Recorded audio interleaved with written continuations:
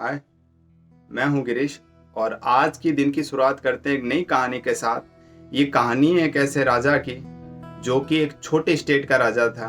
उसके पड़ोसी देश में एक बहुत बड़ा स्टेट था, तो वहाँ के राजा ने युद्ध के लिए एक अनाउंसमेंट कर दिया कि हम उनके ऊपर अटैक करने जा रहे हैं। तो जो छोटे प्रांत का जो राजा था वो बहुत वरीड हो गया, चिंतित हो गया कि अब क्या किया जाए, क्योंकि उसके पास ना तो इतना सैन्य बल था और ना इतनी पावर थी। तो उसने अपने सेनापति से कहा, तो सेनापति ने कहा, महाराज क्यों ना हम पहले से ही हार का अनाउंसमेंट कर दें। ये सोचकर राजा ने कहा, यार और तो कोई विकल्प नहीं हमारे पास। तो राजा अपने गुरु से मिलने के लिए गया और जब गुरुजी के पास पहुंचा तो गुरुजी से उसने कहा, राजा ने, कि हमारा जो सेनापति है उसने कह दिया कि महाराज हमारे पास प्रॉपर सैन्य बल है नहीं, तो इसलिए हम पहले से हार मान लेते हैं। गुरुजी ने कहा, तुम्हें उस सेनापति को अभी के अभी सेनापति के पद से हटा दो और उसे जेल में डाल दो। तो राजा ने कहा, गुरुजी इससे क्या होगा? कि नहीं, वो तुम्हारा सेनापति बनने के लायक ही नहीं है। तो राजा ने कहा, तो फिर सेना का कौन करेगा, सेना को गाइड? तो गुरुजी ने कहा, मैं करूंगा। तो राजा सोचने लगा, गुरुजी कभी घोड़े पे नहीं बैठे, उन्हें अस्त्र शस्त्र चलाना नहीं आता, फिर वो युद्ध में मुझे जीत कैसे हासिल करवा सकते हैं। गुरुजी की बात को मानकर राजा एग्री हो गया, क्योंकि राजा के पास दूसरा कोई विकल्प था ही नहीं, ऑप्शन नहीं था। गुरुजी पहुंच गए सेनापति बनने के लिए, युद्ध का आगाज कर दिया गया। तो जब सेना युद्ध के लिए निकल चुकी थी, रास्ते में एक मंदिर था।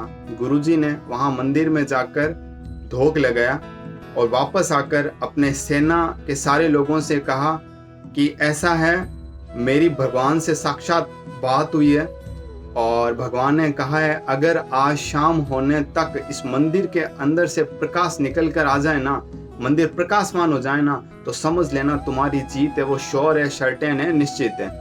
तो सेना वेट करने लगी शाम होने का।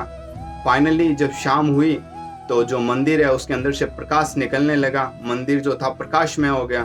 तो जो सेना थी वो बहुत ज़्यादा एकदम एंथुसियास्टिक हो गई, उत्साह से परिपूर्ण हो गई। उन्होंने कहा, नहीं, अब तो भगवान ने भी एकदम मोड़ लगा दी कि हमारी जो जीत है वो श्योर है। और सेना है वो पूरे जोश के साथ युद्ध लड़ी और फाइनली युद्ध है उन लोगों ने जीत भी लिया। जब युद्ध जीतकर वो लोग वापस आ रहे थे तो रास्ते के अंदर वही मंदिर वापस था। तो सेना के लोगों ने गुरुजी से कहा, गुरुजी क्यों ना भगवान को जाकर थैंक यू तो कह दो यार, भगवान ने हमारी जीत पहले से श्योर कर दी थी। तो गुरुजी ने कहा, ऐसा करने की कोई जरूरी नहीं है।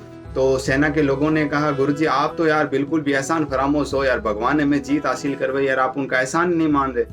तो गुरुजी ने कहा, वो जो दीपक था ना अंदर जाकर मैंने ही मंदिर में जलाया था, ताकि तुम लोगों को एक उत्साह मिल सके।